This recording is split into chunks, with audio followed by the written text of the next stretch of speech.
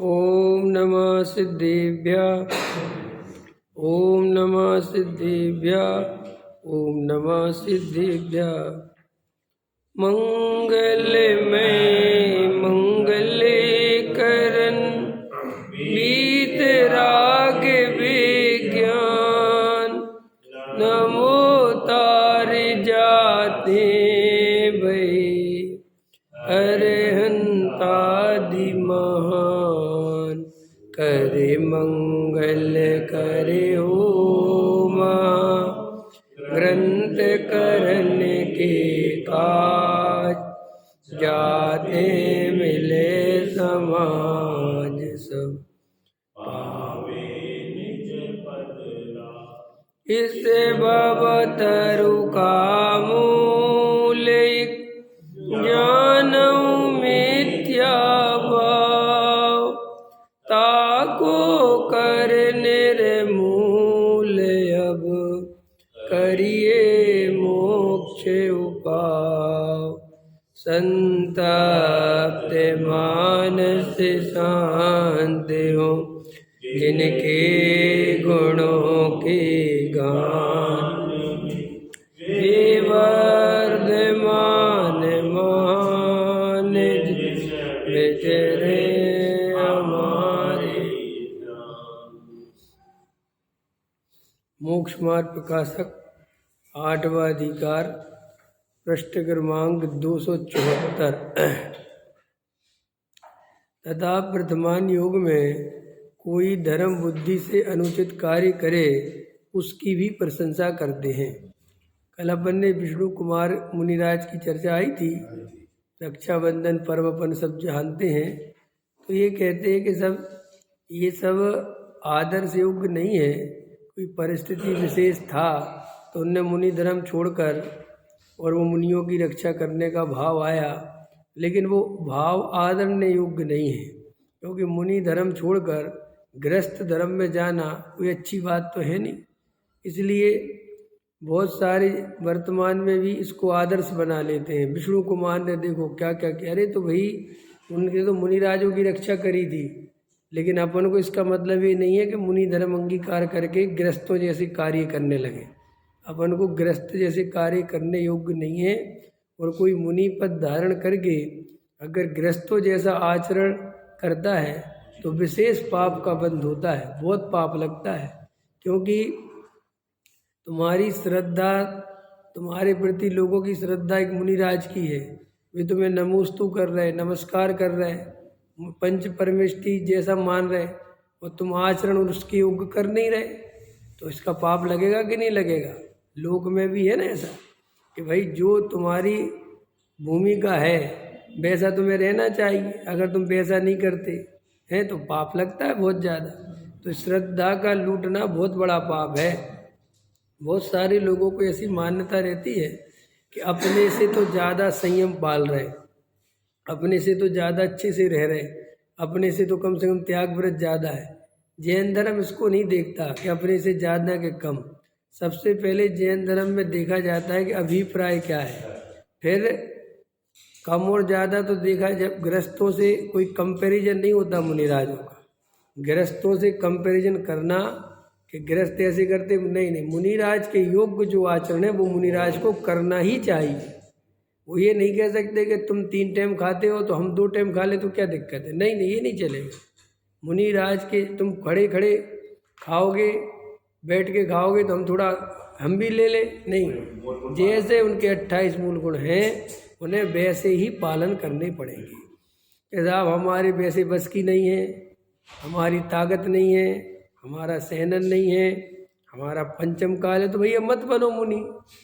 जब आप वो आचरण नहीं पालते, देखो ऐसा समझो लोक में, अगर तुम पत्नी की जिम्मेदारी नहीं उठा सकते, अगर तुम बच्चों की जिम्मेदारी नहीं उठा सकते, तो तुम्हें शादी करना चाहिए, तुम्हें बच्चे करना चाहिए है। शादी कर ले हो कि हमारे तो बस का नहीं है कमाना, तो भैया शादी क्यों करी, क्यों तुमने दूसरे की ज़िंदगी बर्बाद करी। यानी शादी करने का भाव था तो कर ली। तो ये भाव अकेले से थोड़ी है, उसकी आगे की भी प्रोसेस तो समझोगे कि नहीं समझोगे। ऐसे कई लोग कहते हैं कि हमें मुनि बनने का भाव था, हम बन गए, ये तो बन गए तो ठीक है, अब उसकी जो प्रोसेस है, जो उसके नियम धर्म है वो पालन करो। हम पे तो नहीं होते, हम पे तो गर्मी बहुत लगती है, हमें तो पंखा चलाओ। तो जब पंखा चलाना था, गर्मी लगती थी, तो नहीं बनते मुनि। ऐसा तो नहीं लगा शास्त्र में कि मुनि नहीं बनोगे तो पाप लगेगा। और सही बात तो शास्त्र में ए बेटे इसको थोड़े एक जगह बैठा, इधर उधर चलोगे फिर डिस्टर्ब होता मेरे को। अगर मुनि, शास्त्र में ऐसा तो नहीं लिखा कि मुनिराज मुनि नहीं बनोगे तो बहुत पाप है। ये शास्त्र में ये जरूर लिखा है कि मुनि बन के अगर मुनि के योग आचरण नहीं करोगे तो बहुत पाप है। नहीं समझे? क्योंकि शास्त्र में तो दो धर्म बताए, गृहस्थ धर्म और मुनि धर्म, और फिर बीच में श्रावक धर्म। तो अपने यहाँ तो बहुत अच्छा है कि भाई तुम गृहस्थ धर्म में रहते हो, यथा योग्य शक्ति हो तो श्रावक बन जाओ, श्रावक नहीं बनो तो कोई बात नहीं, सम्यक दृष्टि बने रहो, लेकिन मिथ्या दृष्टि नहीं, सम्यक दृष्टि तो होना ही चाहिए। फिर श्री गुरु कहते कि सम्यक दृष्टि के हिसाब से हम थोड़ा अच्छे से व्रत लेता, ठीक है चलो मुनि नहीं बन पाते तो 5वें गुण स्थान वाले व्रत ले लो, पंचम गुण स्थान व्रती श्रावक की प्रतिमाएं पालन करो। अब तुम सीधे मुनि व्रत महाव्रत धारण करते हो और तुम्हारी श्रद्धा मिथ्या दृष्टि है, आचरण तुम्हारे बस का है नहीं, तो किस लिए मुनि बन गए? इसका पाप अपन को बहुत लगता है ना मन ही मन, कि जैसे कोई व्रतशील संयम पालता है तो अपन को ऐसा लगता है मन में कि ये अपने से तो अच्छे, ये अपने से तो अच्छे, ऐसा अपन को बहुत लगता है कि नहीं लगता? लेकिन ये आपकी गलत धारणा है। अच्छे और बुरे की बात क्रिया से या उससे देखो कि इसके अंदर मायाचार तो नहीं है। अरे बेटे मत कर, मेरे को इतना सा डिस्टर्ब हुई, क्या आवाज़ आती यहाँ पे? ये बिल्कुल शांत है ना, बिल्कुल एक जरा सा भी इतना सी सुई गिरेगी तो उसकी आवाज़ आएगी। और खेल रहा तो उसको बाहर भेज दो, बाहर खेल लेगी। आप समझ रहे थे क्या कह रहा हूँ? मैंने बहुत ध्यान से समझना चाहिए कि साहब वो अपने से तो ज़्यादा नियम पाल रहे। नियम वियम की बात नहीं, मायाचार है क्या? मायाचारी से नियम पाल रहा क्या? अगर वो मायाचारी से नियम पाल रहा है तो अपने से ज़्यादा पापी है। अरे तुम समझ लो अच्छे से, मैं पूजा करने नहीं आया, घबराना नहीं। और एक आदमी पूजा कर रहा है और वो मायाचारी से कर रहा है तो वो मेरे से ज़्यादा पाप लग रहा है उसको। कि साहब आप तो आए ना कि नहीं आया, कोई बात नहीं, कि क्योंकि मायाचारी का पाप जो चल रहा है वो तो अभिप्राय भी खोटा, मायाचारी का परिणाम क्रिया से तो कुछ होता ही नहीं। आप वहाँ थाली माल चढ़ाते रहे, धोती पहन के खड़े रहे, इससे क्या होता है? और सुनो खतरनाक, शरीर को कष्ट देने से बिल्कुल पुण्य नहीं बनता। ये आप बिल्कुल ये मान्यता निकाल दो कि शरीर को कष्ट देने से पुण्य बनता है। लोगों की मान्यता बहुत गलत है, नहीं समझ में आ रहा। अपन को क्या लगता है कि हम खड़े खड़े पूजा कर रहे हैं, हमारे पैरों में तकलीफ हो रही और हम फिर भी खड़े खड़े कर रहे, दूसरे लोग तो बैठ के करें, तो आपको लगता है हमें पुण्य बन रहा होगा। पुण्य इससे कभी नहीं बनता। पुण्य बनता है आपके अभिप्राय में क्या चल रहा है ये बताओ। आपके परिणाम आप खड़े खड़े कर रहे हैं कि बैठ के कर रहे हैं कि नहीं कर रहे, ये बात की चीज है। ये पंडित जी आए थे, हाँ खड़े होकर पूजा करना चाहिए, यहीं पे सुना। हाँ हाँ, और सामर्थ्य भी हो तो बैठ के करना। हाँ बिल्कुल ठीक बात है, सही तो कही उनने क्या गलत कही? यही तो कही। अरे सामर्थ्य शब्द का अर्थ क्या है यार? रमेश जी बहुत भूले हो यार, भिंड का आदमी इतना भूला होता नहीं है, भिंड के इतने भूले होते नहीं जितने तुम है। ये भिंड के रमेश जी को पता तो करो, ये भिंड का जन्म भिंड में हुआ था।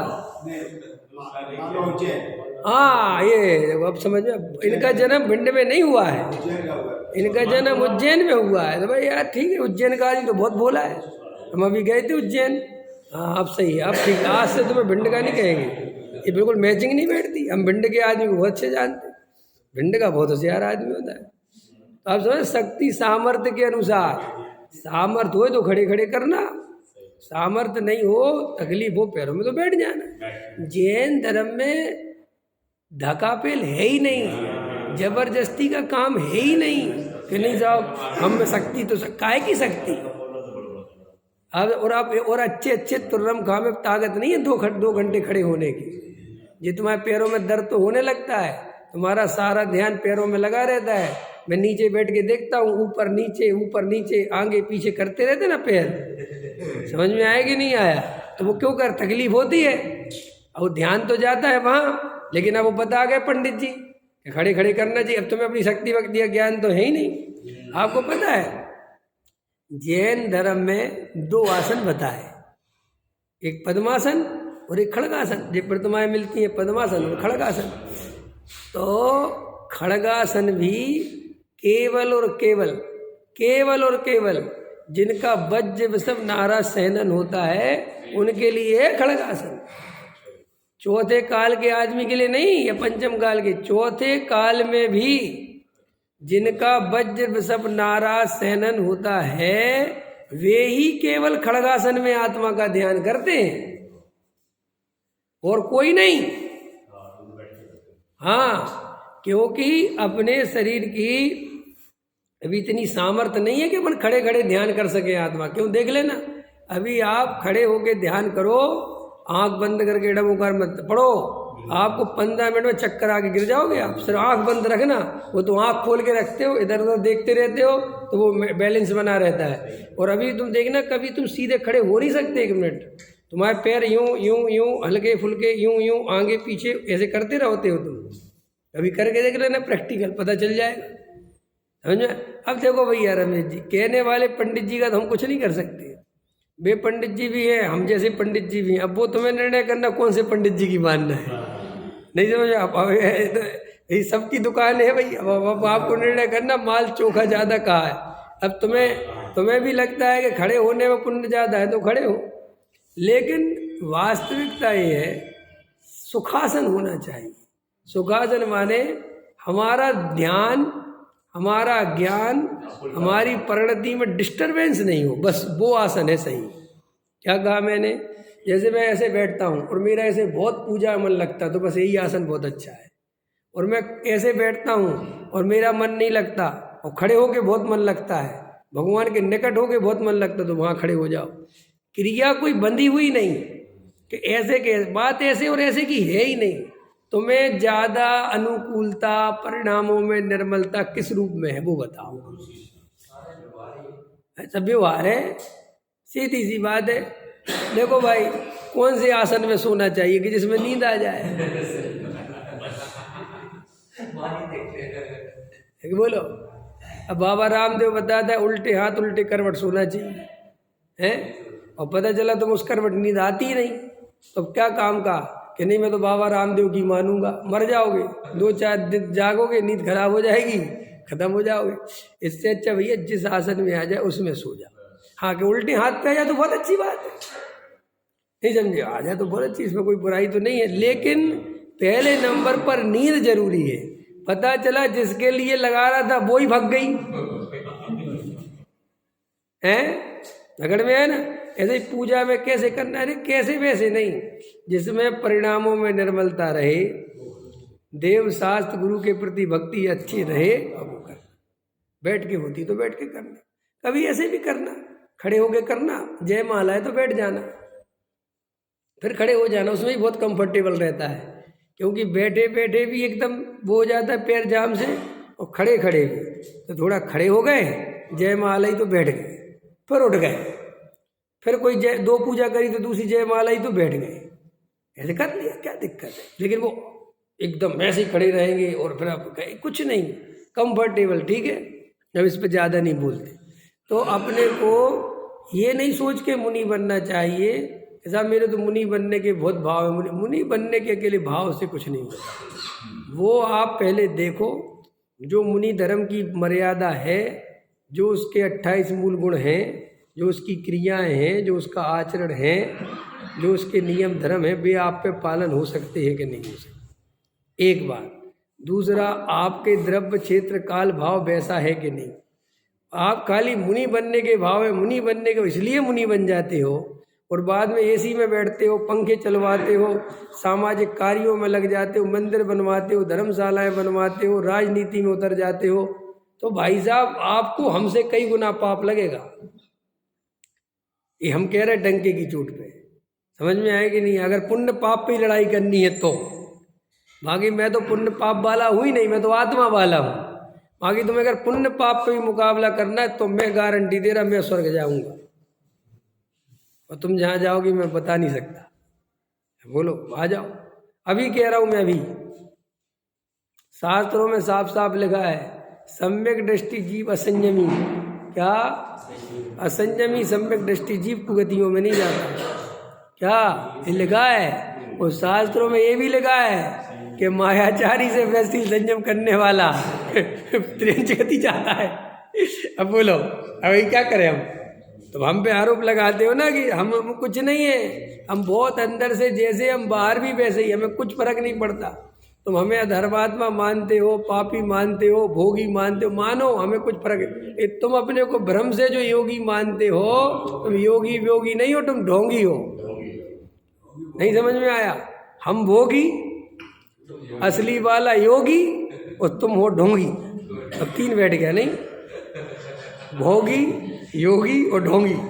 अब तुम निर्णय करो कौन से में जाते हो। तो घबराना नहीं, हम कह रहे हैं सम्यक दृष्टि भोगी है, कोई बात नहीं, हाँ ठीक है। अगर असंयम की अपेक्षा देखो, विषय भोगों की अपेक्षा, ठीक है, भोगने वाला कोई बात नहीं।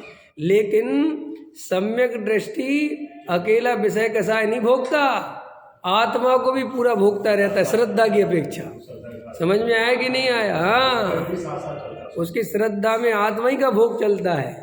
और ढोंगी तो ना आत्मा भोगता है ना विषय भोग भोगता है, व्यर्थ में मायाचारी कर करके त्रियंच गति जाने की तैयारी करता है, आकुलता भोगता है। बहुत अच्छा, आकुलता भोगता है। इसलिए तुम्हें चक्रों में नहीं फंसना। दूसरों के जो नियम व्रत देख देख के साहब कह रहे कुछ नहीं, अगर हाँ यथार्थ है, वास्तविक है, सरलता है, उन क्रियाकांडों का अहंकार नहीं है, बिल्कुल मायाचार नहीं है, तो प्रशंसा के योग्य है, वंदनीय है। और बोलो, और क्या बोले? लेकिन मायाचारी चल रही है, छल कपट चल रहा है, ऊट पटांग क्रिया चल रही है, कोई क्रिया बहुत बड़ी पालता है, कोई क्रिया का पता ही नहीं है, पानी छान के पीवे और कोको कोला पीवे है, ऐसे भी खतरनाक लोग हैं। एक भाई साहब कोको कोला छान के पी रहे, कह रहे हमारा छने हुए का नियम है। सच में आपको मजाक लगेगी, अरुण जी ने तो देख रखे, हम ये नहीं कह रहे कर रखा, लेकिन देख तो रखे कि नहीं कि पानी छान कर पीते, छान कर। समझ में आया कि नहीं आया? साहब जी क्या कर रहे हैं? बोले पेप्सी छान के पीते हम, क्योंकि हमारे छने हुए पानी का नियम है। ऐसे आदमी की मैं प्रशंसा करूं है? इसको मैं कुछ कहूँ कि इसके कोई नियम है? इन मूर्खों की कमी है। एक अभी है नहीं बज्जसन जी बहुत अच्छा बता दे। बोले एक सज्जन के साथ ट्रेन में थे, पानी की बोतल भर लाए, तो छन्ना मिला नहीं, स्वयं छन्ना भर लाए, ठीक है। सो ऐसे ऐसे बहुत तेज तेज हिलाने लगे। सुनने का ये जी क्या कर रहे? बोले इससे छन जाता है।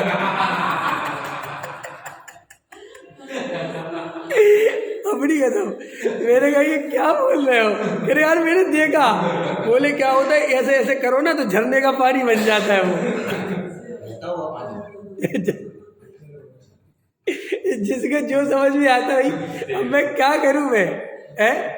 ये पानी, मैं अभी बोलना नहीं चाहता, पहले मैंने बहुत बोल चुका हूँ। ये पानी छानने का इतना हल्ला मचाते। अभी एक सज्जन मिले, बोले साहब मैं पानी छना हुआ पीता हूँ, डायरेक्ट पानी जब भी पीऊँगा छना हुआ पीऊँगा, लेकिन मैं चाय वगैरह सब अनछने की पी लेता हूँ। बोले हमारे नियम अपने हिसाब से। मैंने गजब है यार, सब अपने अपने हिसाब से नियम बना लो भैया, जिसकी जो बनाने। तुम्हारे घर का राज है कि अपने अपने नियम डेवलप कर लो है। बोले जो जो वस्तुएं मुझे अच्छी नहीं लगती वे सब त्याग। गजब का नियम। ऐसा इतना नियम बढ़िया कौन ना ले ले है। जो कपड़े मेरे पहनने में नहीं आते सबका त्याग, बाकी जो पहनने में आते वो मेरे। तो दुनिया में ऐसा भी होता है जो पहनने में नहीं आते वो भी तेरे है। सब गजब का त्याग करो, उसमें क्या है। जब तक विदेश जाने का मौका नहीं मिल रहा तब तक विदेश का त्याग। हम डॉक्टर साहब बहुत बोलते थे, अगर तुझे ऐसे ही ढोंग धतूरे के नियम बनवाने हैं तो हमसे बनवा ले, हमसे बड़ा पंडित कौन है। हम ऐसे बनाएंगे तू सोच भी नहीं सकता है। डॉक्टर साहब बोलते कि साहब तुम पुण्य वाले पंडित नहीं हो। अच्छा, डॉक्टर साहब का सुना करो, बड़ा मजा आता। बोले वो ना आप तो आत्मा वाले पंडित हो, हमें तो पुण्य चाहिए, और तुम तो आत्मा के अलावा कुछ बता दे। तो डॉक्टर साहब ने कहा तू मूर्ख है, जब हम तुझे आत्मा बता सकते तो 2 कौड़ी का पुण्य नहीं बता सकते। जब हम तुझे त्रिकाली ध्रुव क्या है, भगवान आत्मा है जिससे केवल ज्ञान प्रकट होना है, हम सिद्ध बनने का मार्ग बता सकते तो पुण्य काय से बनेगा ये नहीं बता सकते। मूर्ख कहीं के तरह पुण्य ही बांधना तो लेना, अगर तुझे ऐसे ही पुण्य बांधना है तो ले, हम बता दे तुझे नियम, ले नियम ले। ये डॉक्टर साहब ही बताते हैं सब कि साहब जो वनस्पति मेरे उपयोग में आवे उस सब का सेवन, वहाँ की जो मैंने देखी नहीं जिसका सेवन ही सबका त्याग। तो बोले बहुत पुण्य लगता है क्योंकि 10,000 वनस्पति है, इतनी है 10,000, और अपन के जो परिचय में है अपन ने उनका छोड़ के बाकी सबका त्याग कर दिया, कितना पुण्य बना, बहुत ही बढ़िया पुण्य बना। अभी 12 बजे भोजन खाया और बोले 4 घंटे भोजन का त्याग, अब कितने बजे खाएंगे 4। तो बोले कुछ तो इच्छाओं को रोका जी, कुछ तो इच्छाओं को रोका। कौन सी इच्छा रोकी भाई है? अब जब 12 बजे खा रहे हो तो स्वाभाविक अब शाम को 5 बजे ही खाओगे, इसके पहले तो भूख लगेगी नहीं। कि नहीं आप जानते नहीं, कोई रसगुल्ला लेके आ गया तो रसगुल्ला कौन सी ऐसी चीज़ है कि भाई 5 बजे नहीं खा सकते, 2 बजे लेके हुए तो कहते रख दोगे मैं 5 बजे खाऊं। ऐसे ढोंग धतूरों को लोग नियम बांधते, बड़े बड़े कहते बड़े नियम है, इनके बड़े नियम काय के नियम है, क्या नियम है, क्या रखा है नियमों में। अब ऐसा कोई बोलता नहीं है, इसलिए सब अच्छे पंडित बने रहते हैं, मैं थोड़ा खराब पंडित बना रहता हूँ। बाकी है हकीकत यही, कुछ दम नहीं है तुम्हारे सब 2 कौड़ी की बकवास। और इनमें इतना प्रसन्न होता है, ऐसे सोचता है अपने आप को कि जैसे पता नहीं क्या कर लिया हो। तो थोड़ा सा मुनि बनने के, इस पे बोल रहा हूँ मैं विष्णु कुमार वाले पे, कि भाई मुनि बनने के भाव अकेले से मुनि नहीं बना जाता। आपको कोई व्रत लेना है तो इसलिए नहीं कि सब व्रत लेने का भाव आए तो व्रत नहीं, ऐसे व्रत लेने की परमिशन नहीं है जैन दर्शन में। पूरा आपको द्रव्य, क्षेत्र, काल, भाव, फिर वो क्रिया व्यवस्थित पालन हो सकती है नहीं हो सकती, मेरे में शक्ति है कि नहीं, मेरे में ये शरीर उस लायक है कि नहीं, सब समझना पड़ेगा। अब अपन इतना कमजोर शरीर लेके बैठे हैं, अपन को सब जानते ना अपने अपने शरीरों की हालत क्या है? आपने बाप दादा 70 साल में जैसे थे, आज अपन 40 साल में वैसे नहीं है। वे 70 साल में जो पचा लेते थे अपन 40 साल की उम्र में नहीं पचा पा रहे। तो ये समझना, अभी तुम आंख बंद कर लो कि नहीं मैं तो कुछ नहीं मानूंगा। कैसे नहीं मानोगे भाई, है शरीर की स्थिति है, और लिखा है शास्त्रों में कि शरीर दिन पर दिन ये जो है ना, क्या कौन सा चल रहा, हुंडा अवसरपणी। अवसरपणी का मतलब होता है हर चीज का ग्राफ गिरेगा, संस्कारों का, शरीरों का, समाज। अब देखो आजकल कैसी फिल्में बन रही है, अब जो ग्राफ गिरते ही चले जा रहे हैं ना। अब ऐसी आया भी, कल मैं एक अखबार पढ़ रहा था, उसमें इतना अच्छा उसने लेख लिखा कि ये हमारी संस्कृति पता नहीं कहाँ जा रही है, ये हो क्या रहा दुनिया में। माने अब ऐसी फिल्में बन रही, चोर उचक्के गुंडे मवाली हीरो बना के प्रस्तुत करे जा रहे हैं, चरसी गांजा पीने वाले हीरो बना के प्रेजेंट किया जा रहा है। और भैया जो ऐसी फिल्में बन रही हैं वे 500-500 करोड़ की कमाई कर रही हैं, जिसमें अर्ध नग्नता दिख रही है, पूरे नग्न ही हो गए समझ लो। कब कुछ भी वही बिक रहा है, और अच्छी पारिवारिक चीजें बनाओ, कोई देखने को तैयार नहीं है, कुछ सुनने को तैयार नहीं। तो अभी क्या है कि भाई एक बात की बात नहीं है, अब ये ग्राफ गिरना ही गिरना है, ये तो अब ऐसा ही सिस्टम है। अब इसमें लड़ाई झगड़े करने की बात, ऐसे ही अपना शरीर भी गिर रहा है, अपना शरीर भी कमजोर हो रहा है, इसमें क्या बात है। ये बाबा हम अपन को सबको तैयार रह नहीं है, बिल्कुल निर्णय कर लो कि अभी सब ज्यादा टिकने वाला नहीं है। हम सर्वज्ञ देव से आगे निकल जाएंगे क्या, बोलो निकल जाएंगे। बहुत ध्यान रख लेने से शरीर बचा रहेगा, बढ़िया है, बोलो हाँ या ना। बेकार की बातें हैं सब कर्मोदय के खेल। वो देखो योगा, अरे योगा वाले का जो गुरु है बालकृष्ण, वो एम्स में ऑपरेशन हुआ उसका, समझ में आया, हार्ट की बीमारी।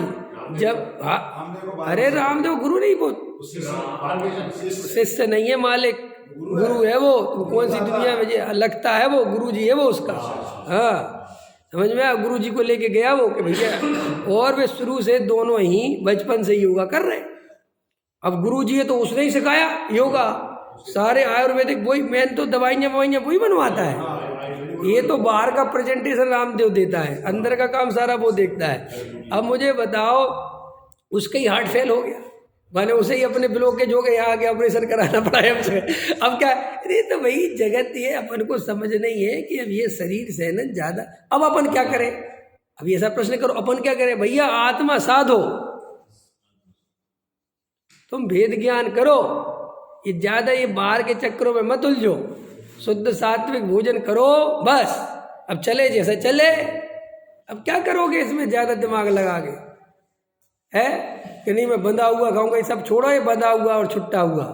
भैया शरीर को जैसी जरूरत है वैसे चलना पड़ेगा। हल में आया? अब ये बंधे हुए भोजन पे भी बोल सकता हूँ मैं, इससे भी शरीर बहुत हानि होती शरीर को, कि आपने जबरदस्ती ज्यादा खा लिया क्योंकि बंधा हुआ खाऊंगा, अब वो शरीर को इतनी अभी जरूरत ही नहीं थी। अब सारे देखो ना, जितने डॉक्टर, देखो क्या होता है दुनिया में, दो तरह की चीजें होती है देवेंद्र जी। हम आत्मा पे रिसर्च कर रहे हैं और वे डॉक्टर काय पे रिसर्च कर रहे हैं? शरीर पे, समझना ध्यान से। तो भाई वे शरीर पे रिसर्च कर रहे हैं और हम आत्मा पे रिसर्च कर रहे हैं, तो भाई वे भी अपनी रिसर्च में सक्सेस होते हैं। वे रात दिन देखते हैं कि ज्यादा भोजन डाला तो क्या रिएक्शन आया, कम भोजन डाला तो क्या रिएक्शन आया, एप्पल खिलाया तो क्या रिएक्शन आया। भैया उनका काम ही ये है।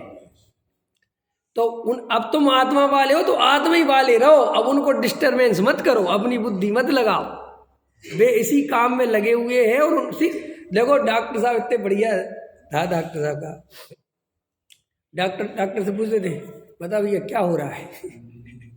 तो बोले दादा कहते साहब आपके ना इधर इधर, अच्छा इधर क्या होता है? बोले इधर ही होता है। अच्छा ये ऐसे काम करता है, ठीक, इसको निकाल दो। खाओ तो निकाल दो। कई ऑपरेशन हो गए उनके, तो भैया दादा बोलते थे दादा जी दवाई का, देखो ये वाली दवाई है ना, ये खून को पतला करती है, अब पतला रहेगा ना तो वो उसमें से निकल जाएगा। इसमें गाढ़ा रहेगा तो नहीं निकलेगा, तो ये बहुत जरूरी बोली है। उनके साथ बड़ा बात करके बड़ा, तो वो हमेशा कहते थे कि भाई अपन आत्मा के डॉक्टर है, बॉडी का डॉक्टर वो है, तो भाई बॉडी उसके भरोसे छोड़ो, उसके भरोसे आत्मा मत छोड़ो, अपनी आत्मा अपने पास रखो। बॉडी का स्ट्रक्चर है वो पढ़ रहा है, लिख रहा है, मेडिकल साइंस है भाई, उनने पढ़ा है समझा, अपन नहीं जानते। अब अपन अपनी डेढ़ बुद्धि लगाओ, अपनी अकल ज्यादा लगाओ तो क्या करोगे? नुकसान करोगे। तो ये शरीर आदि में कि साहब मैं तो बंधा, तो भाई शरीर क्या है? अभी कल ही परसों बताया कि बंधा हुआ भोजन करने से शरीर में कब्ज होती है, क्योंकि ज्यादा खा लेता है और लीवर पे जोर पड़ता है, फिर बाद में जो शरीर में ये प्रॉब्लम वो प्रॉब्लम, फिर पता नहीं क्या। अब अपन कहते कि साहब हम तो नियम का बहुत अच्छा, अरे बात आपका नियम का पालन कर रहे हैं बहुत अच्छी बात है, लेकिन आप अव्यवस्थित कर रहे हो। अब एक बार बंधा हुआ भोजन मुनिराज के है, क्योंकि मुनिराज शाम को फिर कुछ नहीं लेना, मुनिराज के 24 घंटे में एक बार भोजन जाना, तो 24 घंटे में जाना, और फिर भी मुनिराज की इतनी कसाई नहीं होती कि भरपेट भोजन करें। बताए आपको, मुनिराज कभी भरपेट भोजन नहीं करते, आधा भोजन करते और उसके बदले वो पानी पी लेते। तो देखो उनका तो भाई, अब अपन जब अपन का बंधा हुआ क्या है कि मंगोड़े भी खा लिए, पकोड़े भी खा लिए, और क्या होता है, हलवा भी खा लिया। देखो जैन साहब हलवा बता रहे, वो खा गए, अब सब बंधा हुआ और शरीर की हालत खराब हो रही है। इसलिए अपने को बिल्कुल व्यवस्थित आत्मा की साधना करनी है। बाहर में सहजता में जो शुद्ध सात्विक जीवन हो सके, बहुत नेचुरल, बहुत सहज वाला वो रहना चाहिए। हाँ, अंदर की कसाई मिटेगी, अपने आप बाहर में जो सहजता बनती जाएगी, बनती जाए, जबरदस्ती में नहीं करना। तो इस पे बोल रहा था कि भाई मुनि बन गए कि साहब हम मुनि बन गए तो हमें पुण्य ज़्यादा लगेगा कि नहीं, पुण्य नहीं लगता। पुण्य भी तब लगेगा जब तुम्हारे परिणामों में निर्मलता होगी और अभिप्राय में निर्मलता होगी, और अभिप्राय में निर्मलता होगी, परिणामों में निर्मलता होगी, तो ही आपकी क्रिया सहज होगी। ये बात ध्यान रखना।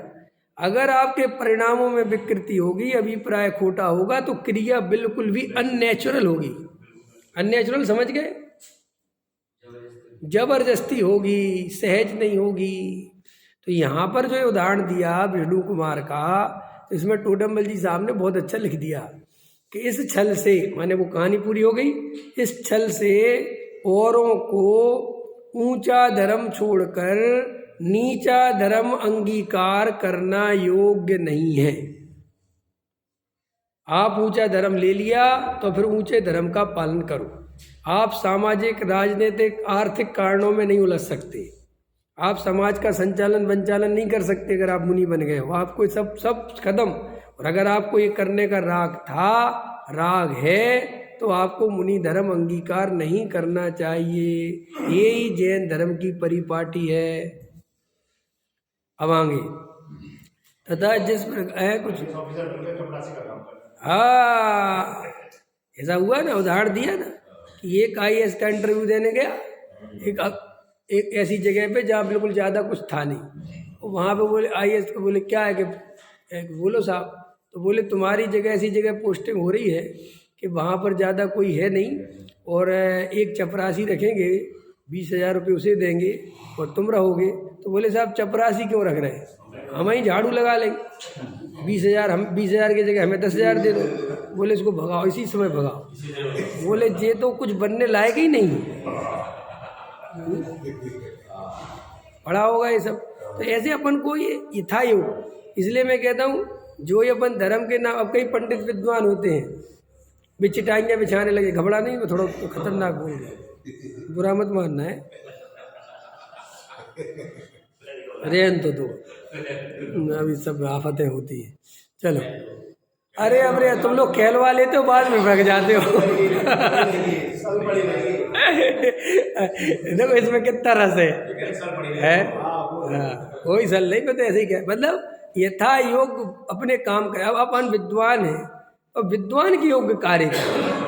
अब तुम चटाइयाँ बिछाते फिरते हैं, औरतों को भोजन बरसते फिर रहे, समझ में आया कि नहीं आया? ओल्ले ओल्ले ओल्ले ओल्लो बहन जी, अरे काहे को भैया तुम समय सार सुनाओ ना बढ़िया कि नहीं साहब, ये हमें परसने दो ना, हमें परस के खिलाना चाहिए, हम किसी को परस के नहीं खिलाएंगे। तो पंडित जी आप बिल्कुल अकड़ू सही है। अरे भाई हमारे योग्य व्यवहार हम करेंगे ना, हम तुम्हारे योग्य व्यवहार कैसे करें हैं? हम समझ रहे हो ना? लेकिन लोगों को कुछ नहीं है, तो यार साहब हम तो सब, हमारा तो सब क्या है, तो फिर ठीक है, सब है तो फिर सब ही है, फिर छोड़ो, फिर कोई बात की मर्यादा नहीं है।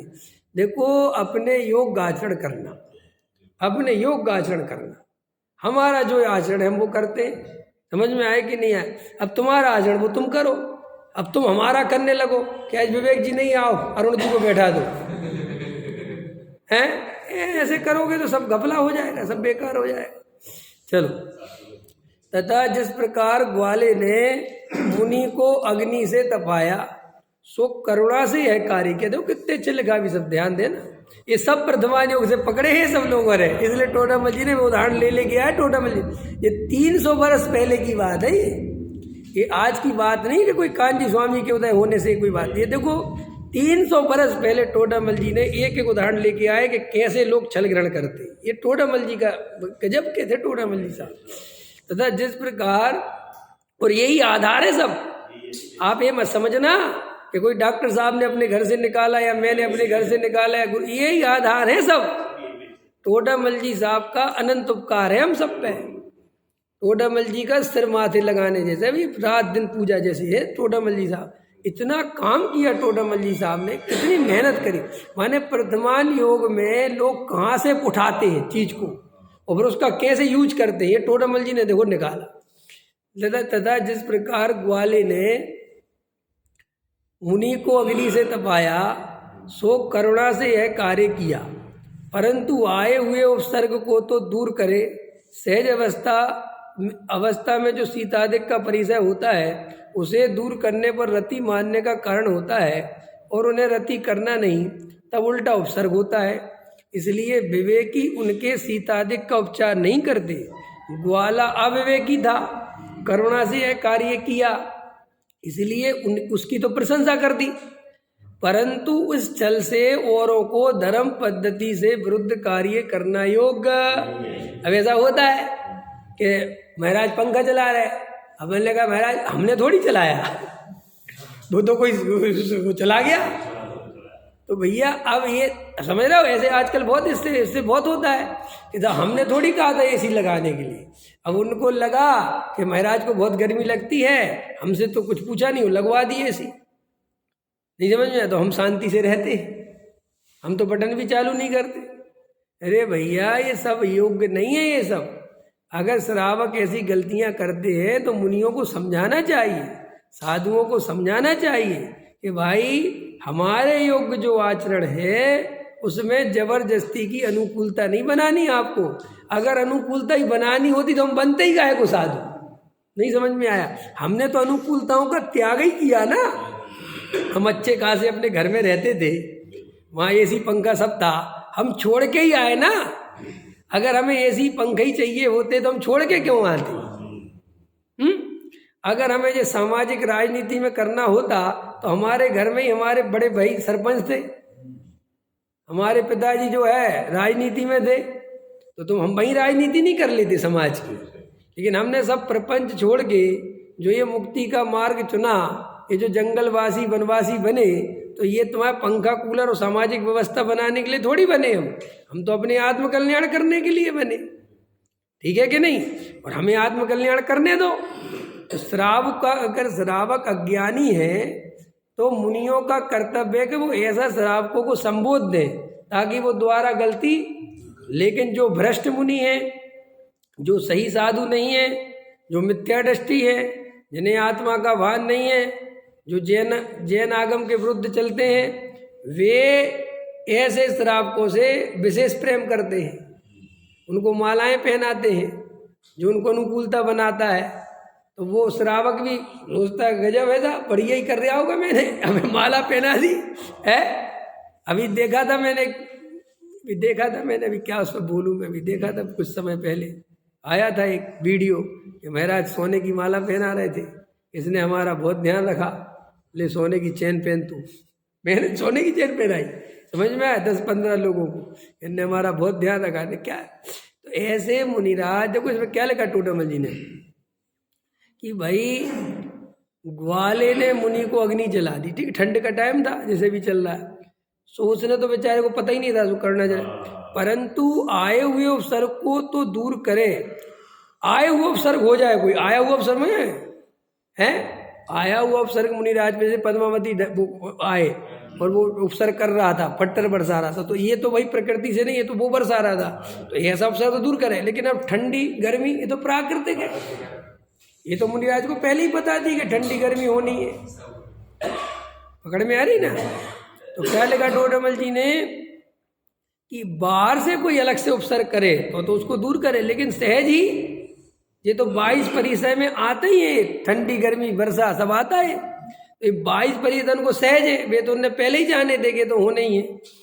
सहज अवस्था में जो शीतादिक परिचय होते हैं उसे दूर करने पर रति मानने का कारण होता है, समझ में? उसे दूर करे तो इसका मतलब राग है, और उन्हें रति करना नहीं है, तब तो उल्टा उपसर्ग और हो गया। मान लें उनके लिए तो राग हो गया, मान के चलो अब ऐसे बैठे थे सीतादिक में, अब इतने में अग्नि जला दी तो थोड़ा अच्छा लग गया, तो उनके लिए तो वो उपसर्ग है कि तेरे चक्कर में मेरे राग और आ गया।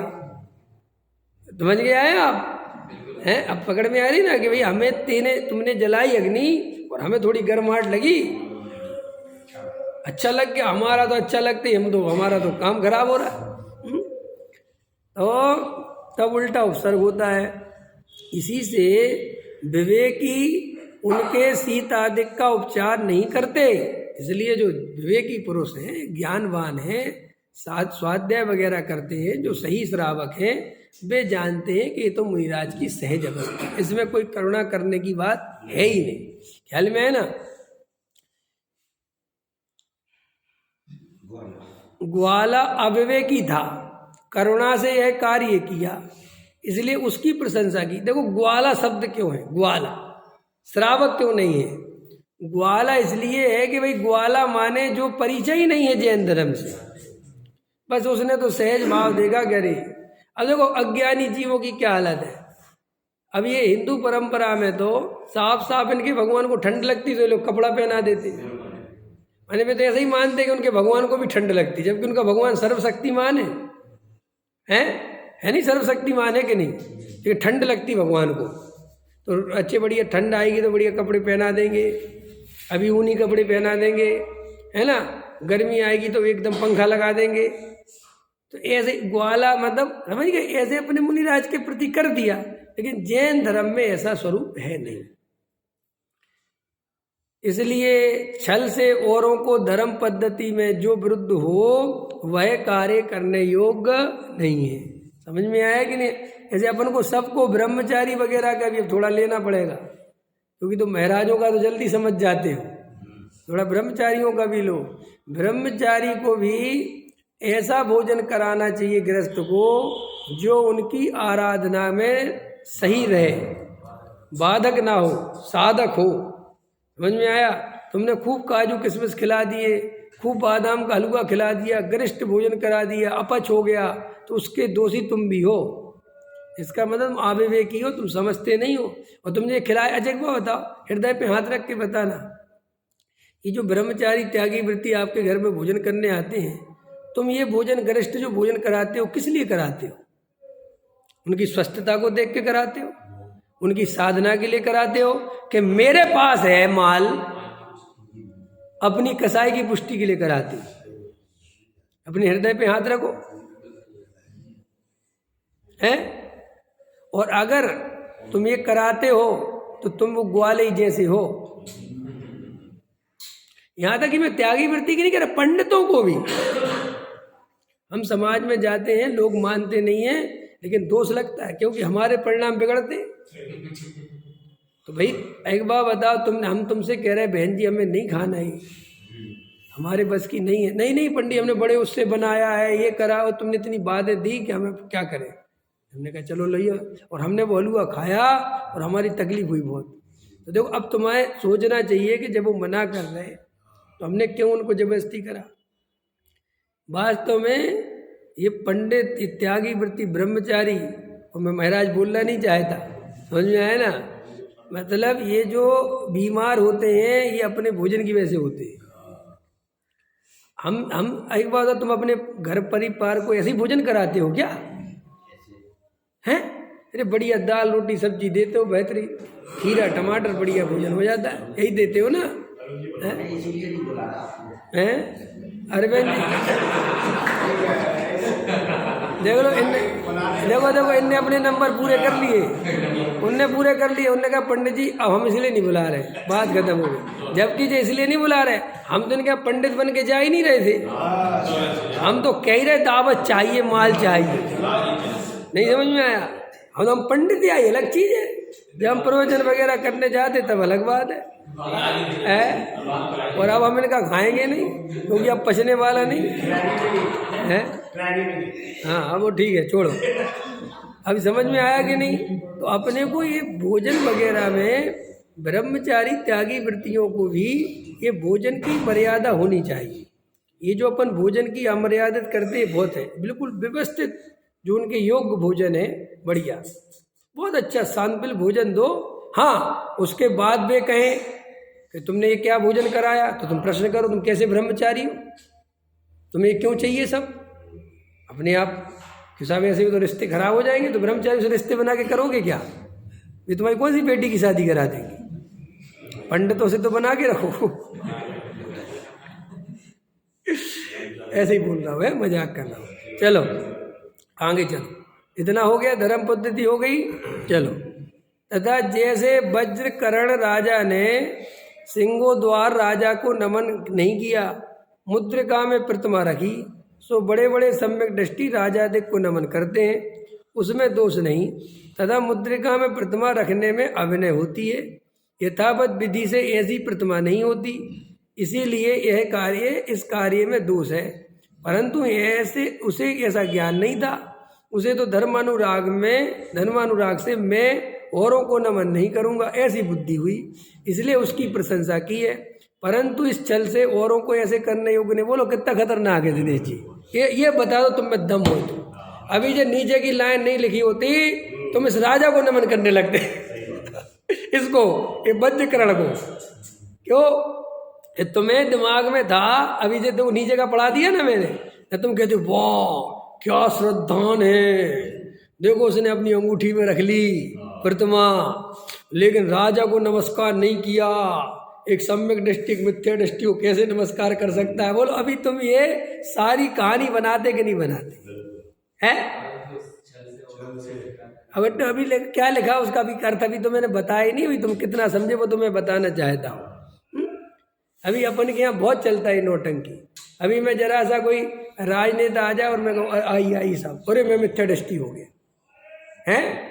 कोई अभी आ जाए, कोई बड़ा आदमी आ जाए, कोई आ जाओ, मैं थोड़ा आओ भैया आओ, तो मैं मिथ्या दृष्टि हो गया कि क्यों साहब आपने उनके सामने क्यों? अरे भाई लोक व्यवहार होता है। जैसे सम्यक दृष्टि है और राजा है, और राजा ने उसे अपने दरबार में बुलाया, तो भैया वो वैसे ही जाता है जैसे सब जाते हैं। ऐसा नहीं कि मैं तो सम्यक दृष्टि हूँ जी, मैं किसी से नहीं डरता, मैं तो निर्भयंग का धारी हूँ, तो मैं जो करना हो कर लूँ। ऐसे नहीं होता है।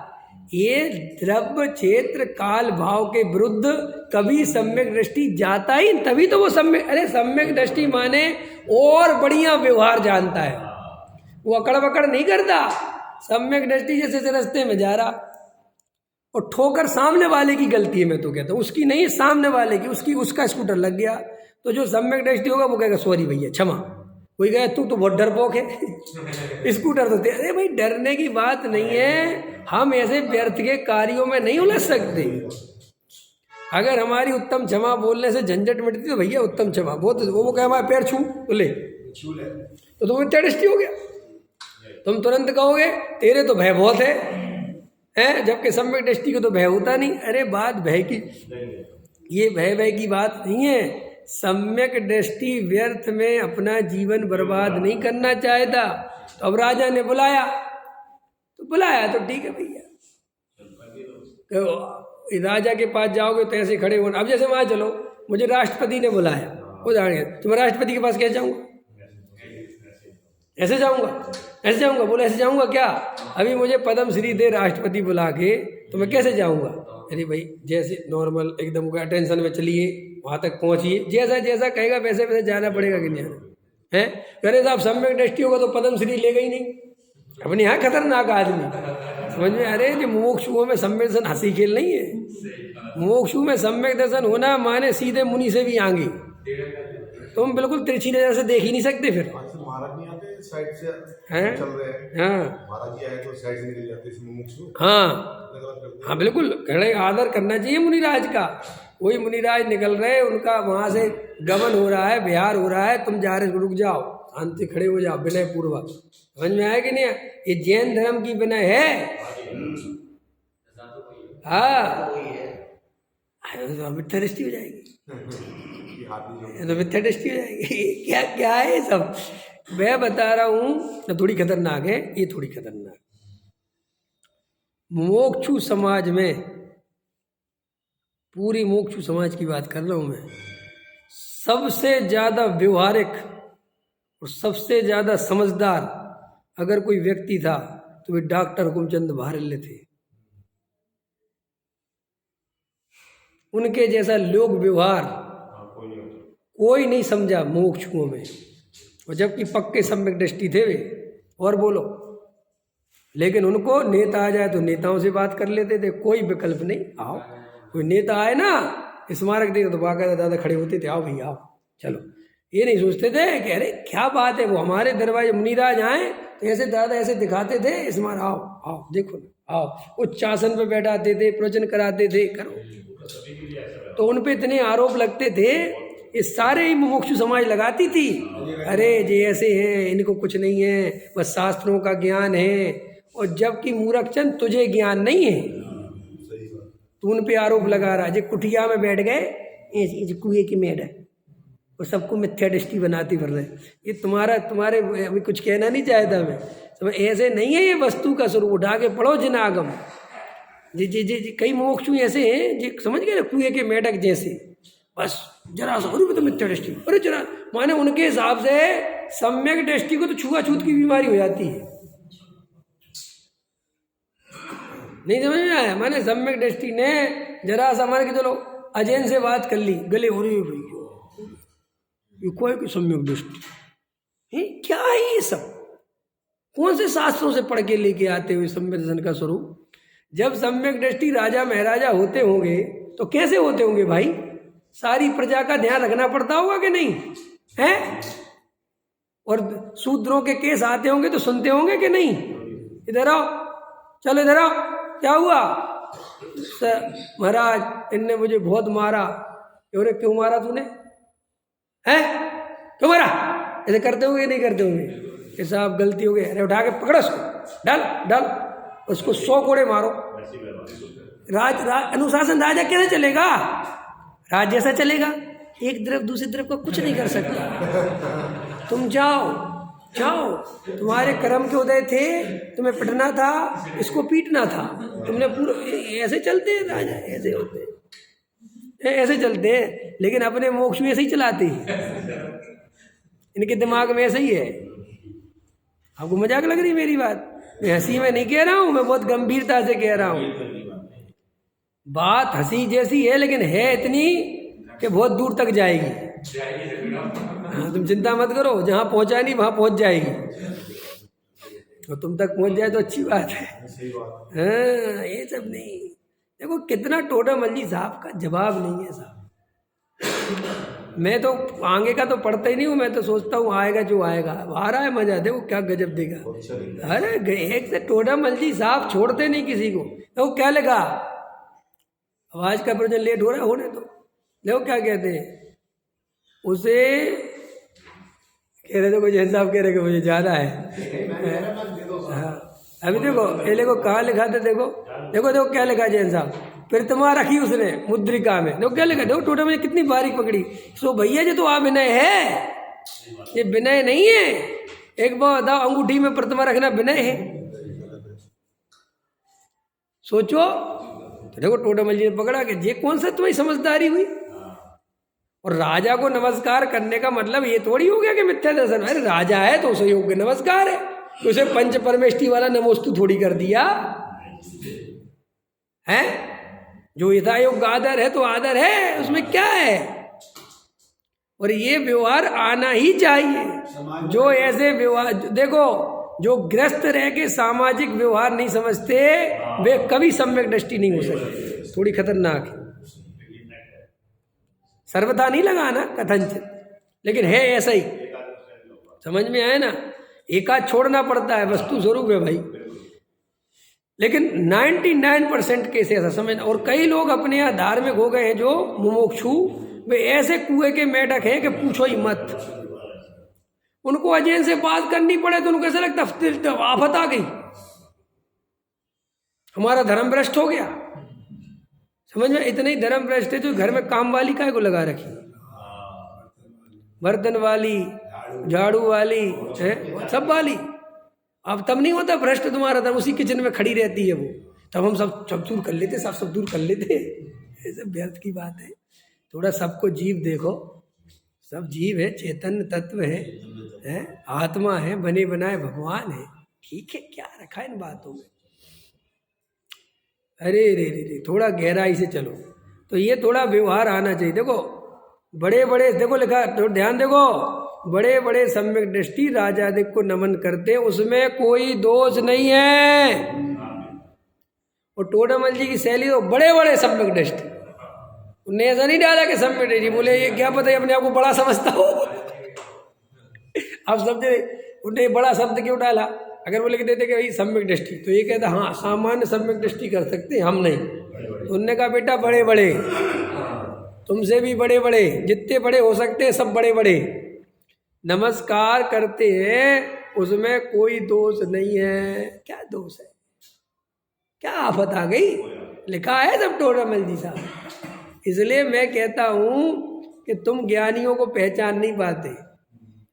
समझे? दादा जाते थे ना साधुओं के पास, यही महाराज को पढ़ाने आते थे समय साथ, तो बहुत हल्ला मचाते थे मोक्ष समाज।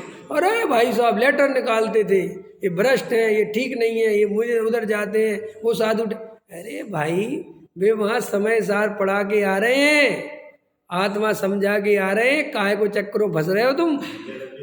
हाँ, तुम सोच रहे हो।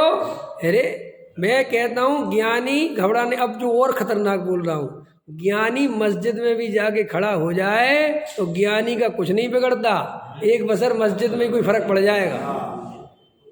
समझ में आया? इतनी हिम्मत है? नहीं होती, यही तो चक्कर है। और अब तो टोडामल जी साहब का उदाहरण दे दिया ना आपको, समझ में आ गया। हमारी तो मानोगे नहीं, टोडामल जी की तो मानोगे, और टोडामल जी की भी नहीं मानोगे तो फिर गारंटी से तुम मानने के लायक ही नहीं हो। तुम्हें मुझे समझानी नहीं है, फिर मैं क्यों अपनी इतनी एनर्जी खर्च करूं? यथावत विधि से ऐसी प्रतिमा नहीं होती, इसलिए इस कार्य में दोष है, बिल्कुल दोष है। परंतु उसे ऐसा ज्ञान नहीं था, उसे तो धर्मानुराग से मैं औरों को नमन नहीं करूंगा ऐसी बुद्धि हुई, बस ये बुद्धि मैं नहीं करूंगा नमन। तो अब ये आदर्श के योग्य नहीं है, वो उसका औदिक भाव है। वो ये औदिक भाव सब जीवों के अलग अलग होते हैं, किसी के थोड़े ऐसा भाव हम तो नहीं करें, तो ठीक है, वो आदर्श बनाने लायक नहीं है, बिल्कुल बनाने लायक नहीं। माने इसमें इतना रहस्य छुपा हुआ है, अपन किसी के भी आदर्श बना लेते कि साहब वो फलाना ऐसा नहीं खाते। एक मित्र थे, हमने कहा क्यों भाई तुम पत्ता गोभी खा रहे, तुम पहले तो नहीं खाते थे। बोले हाँ पहले तो नहीं खाता था। तो मैंने कहा क्यों खा रहे? बोले हमारे गुरुजी खाते हैं। हमने कहा बोले हमारे गुरुजी भी नहीं खाते थे पहले, फिर हमें एक दिन पता चला कि इसमें कुछ नहीं होता, हम दोनों खाने लगे। तुम्हारा खुद का कुछ नहीं है, चाहे जिसके आदर्श बना लेते हो, चाहे जो छोड़ दे। अरे भाई बात ये है कि तुम अंदर से अपना निर्णय करो, दूसरे के आधार से निर्णय मत करो। तुम्हारा राग टूटा हो तो तोड़ो, राग नहीं टूटा तो क्या मतलब है? तुम नहीं करते तो हम नहीं करेंगे, ये कोई उत्तर थोड़ी हुआ। ऐसी परिपाटी जिनागम में नहीं है। जैन धर्म में तो वास्तव में तुम्हारे अंतरंग में अभिप्राय में राग टूटना चाहिए। अपनी कसाय देखो ना, अंदर मेरे क्या पड़ा हुआ है, कोई क्या करता है, कोई क्या करता है, कोई क्या करता है, इससे क्या मतलब है? अब ये परंतु इस छल से औरों को ऐसे कार्य करना योग्य नहीं है कि तुम्हें ऐसा कोई है तो है नहीं। वो एक गज कुमार मोती वाली कहानी, वो गज कुमार मोती वो मोती चढ़ा के खाना खाती थी भगवान को, गज मोती के मोती नहीं मिला तो 3 दिन बिल्कुल फिर सब कहानी है वो। तो इन भाई साहब ने सोचा अच्छा अपन भी कोई नियम ले लो, हम जब तक बादाम नहीं मिलेगी, हम जब तक वो नहीं चढ़ाएंगे भगवान को, तब तक पानी नहीं पिएंगे। अब जो बादाम खोजते फिर रहे, अब जबकि तुमने वो कहाँ से पकड़ा? वो गजमोती से। क्यों पकड़ा भाई, क्या मतलब है? अरे वो जाने, उसका काम जाने, चढ़ाती थी गजमोती ने, हमें क्या मतलब इन चीज़ों से? आप समझ गए ना, ये सब आदर्श बनाने योग्य चीज़ें नहीं। ये प्रत्येक वर्तमान युग में ऐसी बहुत सी कहानियां हैं, वे उस समय की परिस्थिति, उस समय के अधिक भाव थे, उससे हमारा कोई मतलब नहीं। हमें तो एक वीतराग भाव ही आदर्श बनाने योग्य है। लिख लो ये बात, क्या बस ये बाहर के औदिक भाव, बाहर की जड़ क्रियाएं कोई आदर्श बनाने योग्य नहीं है। ये तो जब हमारा ज्ञायक भगवान आत्मा की दृष्टि होगी, हमारा आचरण स्वरूप होगा, तो बाहर में फिर जैसी क्रिया होने योग्य है वो सहज होगी। मुझे क्रिया ब्रिया का कोई वो नहीं है। पकड़ में आया? ये निर्णय कर सकते हो तो करना, नहीं कर सकते, क्रियावादी रहना है तो भैया जैसा तुम्हें करना हो करो, हम तो कुछ कर नहीं सकते। सहजानंद।